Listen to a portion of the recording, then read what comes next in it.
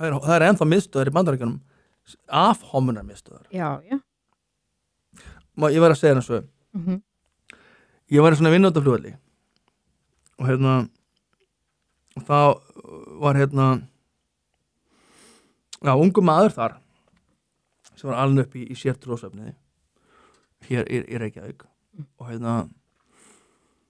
og við erum að tala kom eitthvað upp eitthvað varandi samkynhneigð og hann sagði mér að mammans það kom alltaf upp að mamma sem hefði farið sko til Ameríku að fræðast samkynhneigð. Hann sagði þetta einhvern veginn og ég bara greip þetta, hvað meinarðu? Já, fór svona námskeið til þess að læra að setja að lækna samkynhneigð. Og ég bara, yes, vá, takk fyrir að segja mér þetta. Og hvað?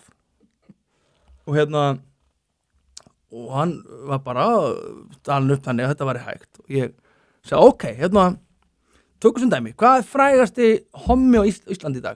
Páll Óskar væntanlega, já, og við erum saman á því. Ætlar að segja mér það ef að mamma myndi taka Páll Óskar á svona námskeið það myndi bara læknast og þá sagði hann sko, ég hef áreiðanlega heimild fyrir því að Páll Óskar sé virkilega að hugsa sinn gang. Ég sagði við hann, viltu aldrei segja nokkur manni frá þessu því þetta bara, þú myndir labba á vegg í lífinu.